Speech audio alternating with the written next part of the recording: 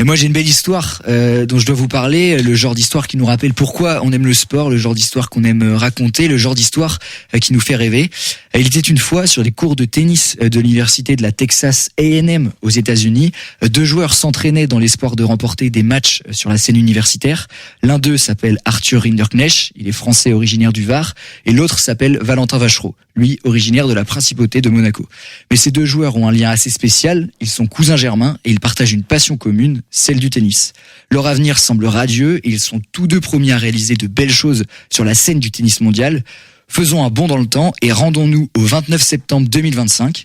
Dans leur carrière respective, ils n'ont jamais joué les matchs de premier plan tels que des finales de grands tournois. Le Français se dresse à la 54e place mondiale et vient de signer sa plus belle performance en carrière en rejoignant les 8e de finale de l'US Open, montrant peut-être le meilleur niveau de sa vie. Et le Monégasque, lui, pointe à la 204e place mondiale et n'a pas souvent été habitué à jouer des tournois du circuit ATP, beaucoup plus familier du circuit Challenger, comme le montre son classement. Mais à la date que je vous ai évoquée, celle du 29 septembre dernier, tout va changer, tout va se bousculer et leurs destins communs vont se lier pour écrire un chapitre de leur vie qui restera sûrement à jamais gravé. Tous deux se rendent à Shanghai pour participer au Masters 1000, le tournoi le plus prestigieux du circuit ATP après les grands chelems. L'un est sûr de rentrer dans le tournoi principal, l'autre n'est même pas sûr de jouer les qualifications. Mais la chance sourit toujours aux plus audacieux. Et voilà que Valentin Vachereau, qui avait fait le déplacement en Chine sans avoir la certitude de jouer ne serait-ce que les qualifications, est appelé suite au forfait de l'Italien Luca Nardi. 2 matchs se dressent face à lui et ce sera seulement après une double victoire que le Monégasque pourra rejoindre son cousin dans le tableau principal. Premier match, il perd la première manche face au 125e mondial et l'arrêt de son tournoi s'annonce prématuré, mais sa résilience lui permet de revenir dans le match et de s'imposer. Direction le deuxième tour des qualifs désormais pour y affronter le 118e mondial, scénario identique, perte de la première manche puis gain des deux suivantes, direction le tournoi principal pour Vachereau, en quête de sa deuxième victoire en carrière sur le circuit ATP. Un premier tour maîtrisé sans difficulté face au Serbe Laszlo Djere. Nous sommes le 1er octobre et le voilà au deuxième tour. L'entrée en lice de son cousin a lieu le lendemain et malgré la perte du premier set, son adversaire est contraint d'abandonner pour blessure et Arthur rejoint son cousin au deuxième tour. Prochaine étape pour Vachereau, le coriace Alexander Bublik. Bon, il est temps de faire ses valises, Bublik est trop costaud, il remporte la première manche sans difficulté et on se dit tous que c'est terminé. Enfin, pas grand monde se le dit car à ce moment-là, Valentin Vachereau est inconnu des amateurs de tennis. Pourtant, le voilà qui se relève encore et vient à bout du Kazakh, signant déjà le plus gros exploit de sa carrière. Arthur gagne aussi au second tour face à Mikkelsen et voilà que leur histoire familiale continue, ils sont au 3e tour. Pour les deux cousins, ça risque de se corser. L'un affronte le 30e joueur mondial Thomas Machak, l'autre affronte le 3e joueur mondial.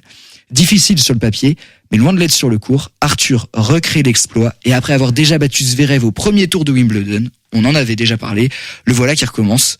Pour Vachereau, en toute décontraction, un 6-0 aura suffi à dégoûter son adversaire qui a abandonné quelques jeux après. Les deux sont en 8e de finale d'un Masters 1000, ça paraît déjà irréel et voilà que les médias commencent à les mettre en avant et qu'on apprend à découvrir l'histoire de ses cousins. En 8e, Arthur est sur un nuage. Le retour du roi Arthur et de sa raquette Excalibur, comme j'aime si bien l'appeler, terrasse le Tchèque Lehečka en 2-7 gagnants et les quarts de finale lui tendent les bras. Pour Valentin, c'est plus compliqué. Le voilà mené d'un set et contraint à sauver 2 balles de break pour empêcher le néerlandais Talon Griekspoor de servir pour le match.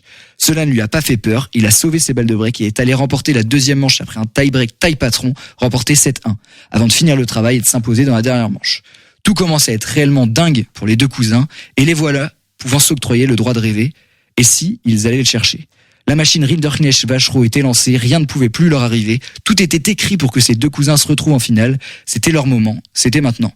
Auger Aliassime et Medvedev pour le français, Holger Rune et Novak Djokovic pour le monégasque, un demi-finaliste de Grand Chelem, un vainqueur de Grand Chelem, un vainqueur de Masters 1000 et une légende du tennis. Vous pensez que c'était suffisant pour arrêter leur conte de fées? La réponse est non.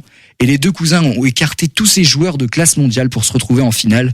Un exploit jamais réalisé venant ponctuer le tournoi dont ils ont toujours rêvé.